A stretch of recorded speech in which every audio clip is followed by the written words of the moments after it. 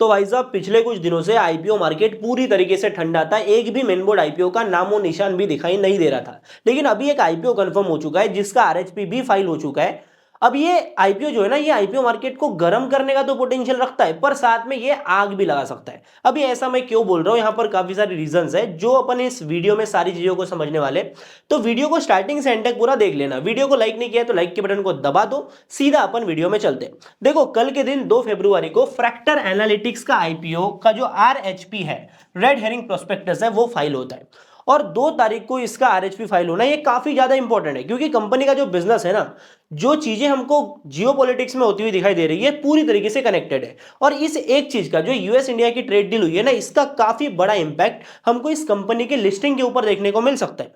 अभी पूरी डिटेल अपन समझते हैं। देखो, सबसे पहली बात, ये जो आईपीओ है ना, मार्केट में ओपन होने वाला है 9 जनवरी को। 9 जनवरी को आईपीओ मार्केट में ओपन होगा। 9 से लगभग 11 जनवरी तक अपन इस आईपीओ में अप्लाई कर सकते हैं। 9, 10, 11 3 दिन आईपीओ मार्केट में ओपन होगा। 12 तारीख को इसका अलॉटमेंट का बेसिस क्लियर होने वाला है। और लिस्टिंग की डेट बताई जा रही है 16 जनवरी, जो कि टेंटेटिव डेट है, मतलब अभी तक ये कंफर्म नहीं हुई है, पर 16 तारीख के करीब हमको इस आईपीओ की लिस्टिंग जो है मार्केट में होती हुई दिखाई देगी। अभी तक कंपनी ने आईपीओ का प्राइस बैंड डिक्लेयर नहीं किया है, पर अपन उसको भी प्रेडिक्ट करने का ट्राई करेंगे, एस्टिमेट लगाएंगे उसका भी, ठीक है। बाकी इशू की अपन बात करते हैं तो टोटल इशू हमको जो देखने को मिल रहा है, वो देखने को मिल रहा है 2833 करोड़ का, 2833 करोड़ का इशू देखने को मिल रहा है। जहां पर फ्रेश इशू की अपन बात करते हैं तो हमको 1023 करोड़ का देखने को मिल रहा है। और ओएफएस, ऑफर फॉर सेल, लगभग 1810 करोड़ का देखने को मिल रहा है। ये जो फिगर्स हमको देखने को मिल रहे हैं ना, मिलियंस में, मैं करोड़ में बता रहा हूं। अभी ये जो कंपनी 1023 करोड़ रुपए मार्केट से उठा रही है फ्रेश इशू के तौर पर, एक्चुअल में ये पैसा यूज कहां होगा, इसको समझने के लिए सबसे पहले हमें कंपनी के धंधे को समझना पड़ेगा।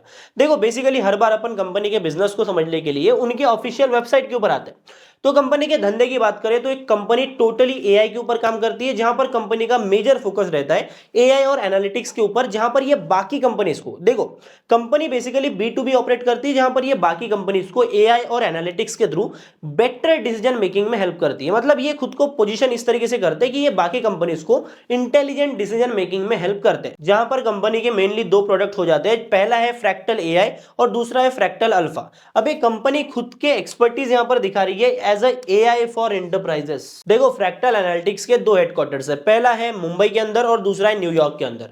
अब इनका जो मेजर बिजनेस है ना, वो आउटसाइड इंडिया से आता है। देखो, इनका जो जितना भी रेवेन्यू साल का ये करते हैं, उसमें से लगभग 91% जो रेवेन्यू है वो आउटसाइड इंडिया से आता है, जहां पर एक सबसे बड़ा पोर्शन इनके रेवेन्यू का आता है यूएस से, जहां पर यूएस से इनका लगभग 66% रेवेन्यू आता है। वहीं पर अपन यूरोप की बात करें तो यूरोप से इनका जो रेवेन्यू है वो लगभग हमको देखने को मिल रहा है लगभग 17.7% का, ठीक है। तो अभी यहां पर हम दोनों चीजों को मिला देना तो हमको मेजर रेवेन्यू कंपनी का यूरोप और यूएस से ही आता हुआ दिखाई दे रहा है। अभी आपको पता होगा, रिसेंटली यूरोपियन यूनियन के साथ में अपना फ्री ट्रेड एग्रीमेंट साइन हुआ है, और साथ में 2 फरवरी को ही यूएस इंडिया की ट्रेड डील हुई, जिसका इंपैक्ट हमको कहीं ना कहीं इस कंपनी के वैल्यूएशन के ऊपर देखने को मिलेगा। देखो, लगभग 2-3 महीने से हमको ये आईपीओ मार्केट में आता हुआ दिखाई दे रहा था, लेकिन इसके लटकने की वजह ये थी कि यहां पर यूएस इंडिया की ट्रेड डील नहीं हुई थी, क्योंकि इनका मेजर जो रेवेन्यू है ना, वो यूएस से आता है। तो यूएस इंडिया के बीच में अगर ट्रेड डील हो जाती है, जो टैरिफ्स का मामला सेटल हो जाता है, तो इसका फायदा कहीं ना कहीं इस कंपनी को भी मिलना था। और इन सारी चीजों को कहीं ना कहीं मार्केट भी फैक्टर इन करता है। इसीलिए जैसे ही हमको यहाँ पर ट्रेड डील फाइनल होती हुई दिखी,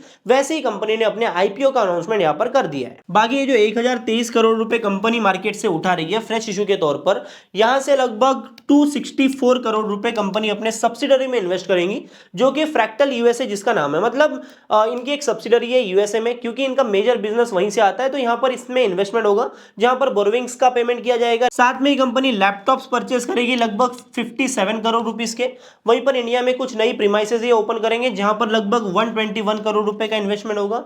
साथ में रिसर्च एंड डेवलपमेंट के ऊपर, और इनका जो फ्रैक्टल अल्फा जो एआई टूल देखने को मिल रहा है, उसकी सेल्स एंड मार्केटिंग के ऊपर लगभग 335 करोड़ रुपए कंपनी इन्वेस्ट करेगी। और जो बचा हुआ पैसा है वो इनऑर्गेनिक एक्विजिशंस में और जनरल कॉर्पोरेट पर्पस में कंपनी यूज करने वाली है। देखो, बाकी कंपनी के फाइनेंशियल्स की बात करें तो कंपनी लॉस मेकिंग थी, लेकिन अभी रिसेंटली ये प्रॉफिटेबल कन्वर्ट हो चुकी है। जिसकी अपन डिटेल में बात इस वीडियो में नहीं करेंगे, क्योंकि आगे अपन इसका कंप्लीट रिव्यू भी बनाएंगे, वहां पर बात कर लेंगे। लेकिन अपन इस वीडियो में ना वैल्यूएशंस की बात कर लेते हैं, जिससे हमें कहीं ना कहीं प्राइस बैंड का आइडिया देखने को मिल जाएगा। देखो, पहले एस्टिमेट है कि इसकी जो वैल्यूएशन है लगभग 3.5 बिलियन डॉलर्स की होगी, जो कि इंडियन रुपए के टर्म में देखने को मिलता है लगभग 29,000 करोड़ का, जो कि मार्केट कैप का एस्टिमेट था। लेकिन कहीं ना कहीं मार्केट कंडीशन बिगड़ी, उस वजह से कहीं ना कहीं डाउनग्रेड किया गया वैल्यूएशन को। और रिसेंटली हमको जो एक नंबर देखने को मिल रहा था 2.44 बिलियन डॉलर्स का, उसके हिसाब से लगभग 20,000 करोड़ का वैल्यूएशन हमको देखने को मिल रहा है। अभी 16 करोड़ के करीब कंपनी के हमको शेयर्स देखने को मिल रहे हैं, जहां पर लगभग कुछ number of shares company fresh issue करेगी। तो इस हिसाब से हमको जो एस्टिमेटेड प्राइस बैंड देखने को मिलता है वो देखने को मिल रहा है लगभग 1,000 से 1,100 रुपीज पर शेयर का। और जो वैल्यूएशन की एक्सपेक्टेशन है वो 16,000 करोड़ से 20,000 करोड़ के करीब हमको देखने को मिल सकती है। बाकी अभी के टाइम पर मार्केट में इसके ग्रे मार्केट प्रीमियम की बात करें तो लगभग देखने को मिल रहा है हमको 258 रुपीस पर शेयर का, जहां पर कल ये हमको 300 रुपए के ऊपर भी जाता हुआ दिखा था। जिस हिसाब से अपन परसेंटेज वाइज बात करें ना, तो यहाँ पर जो लिस्टिंग गेन के अभी चांसेस देखने को मिल रहे हैं वो लगभग 25 से 30% के देखने को मिल रहे हैं। लेकिन ये कोई कंफर्म नहीं होता है, हो सकता है कि आपको यहाँ पर 50% का भी प्रॉफिट देखने को मिले, क्योंकि अगर इसकी हाइप मार्केट में और बढ़ती है, मार्केट अच्छा परफॉर्म करता है 9 तारीख तक, क्योंकि अभी के टाइम पर सेंटीमेंट्स भी बढ़िया देखने को मिल रहे हैं। और इसका उल्टा भी हो सकता है कहीं ना कहीं, अगर मार्केट सेंस करता है कि इसकी जो वैल्यूएशन है ओवर वैल्यूड है, क्योंकि अभी के टाइम पर ना हमें प्राइस बैंड एक्चुअल में देखने को नहीं मिला है। हम ये जो 1,000 से 1,100 रुपए पर शेयर के प्राइस बैंड की बात करते हैं, ये सिर्फ हमारा एस्टिमेट है। तो इस हिसाब से अगर जाते हैं अपन, तो लगभग 25 से 30% का ग्रे मार्केट प्रीमियम अभी के टाइम पर मार्केट में है। बाकी इस आईपीओ से रिलेटेड कोई भी अपडेट आगे आती है तो मैं वीडियो बनाकर बता दूंगा, या फिर आपको लेटेस्ट अपडेट सबसे पहले चाहिए तो आप डिस्क्रिप्शन में लिंक है टेलीग्राम चैनल का डाल दिया मैंने, वहां पर आप उसको ज्वाइन कर सकते हो, जिससे आप आईपीओ मार्केट से अपडेटेड रह सकते हो। बाकी वीडियो अच्छी लगी तो वीडियो को लाइक करना, चैनल पर तो सब्सक्राइब कर लो, बेल आइकन कॉल पे सेट कर लो। मैं मिलता हूं आपसे अगले वीडियो में, तब तक के लिए बाय बाय, टाटा, जय हिंद, जय भारत।